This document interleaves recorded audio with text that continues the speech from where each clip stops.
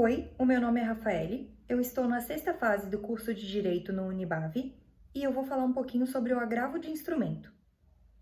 O agravo de instrumento é um dos 9 recursos elencados no Código de Processo Civil e está regulamentado entre os artigos 1015 e 1020.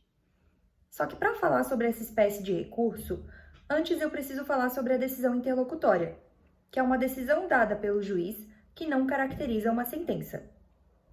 Ela ocorre quando o juiz profere, de maneira antecipada, uma decisão sem encerrar o processo. De maneira muito simples, quando uma decisão interlocutória é proferida, o juiz resolve uma questão entre as partes sem que o processo chegue ao fim. As decisões interlocutórias podem ser recorridas de duas maneiras: pelo agravo de instrumento ou nas preliminares da sentença. Para que uma decisão interlocutória seja recorrida pelo agravo de instrumento, essa decisão deve versar sobre um dos assuntos elencados no artigo 1015 do Código de Processo Civil.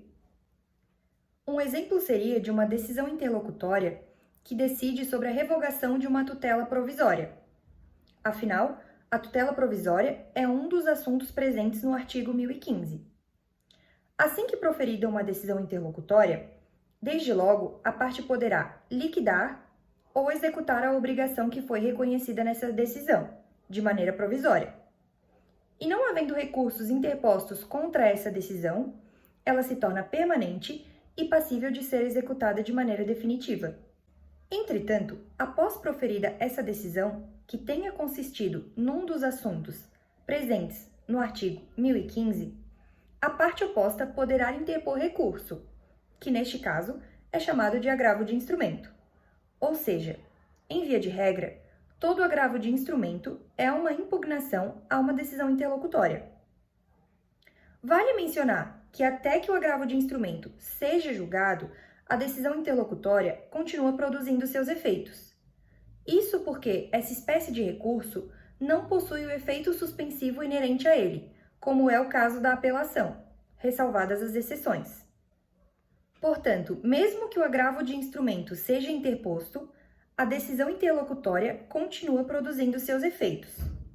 Contudo, o efeito suspensivo pode ser peticionado junto ao agravo de instrumento, desde que comprovada a probabilidade do direito, ainda que mínima, e o perigo na demora.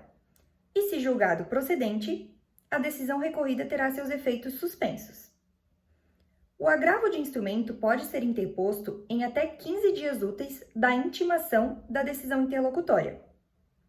Uma curiosidade é que o agravo de instrumento é o único dos 9 recursos que é interposto diretamente no órgão julgador do recurso, no caso, o tribunal, enquanto os outros são interpostos no juízo de origem, ou seja, aquele que proferiu a decisão que está sendo recorrida.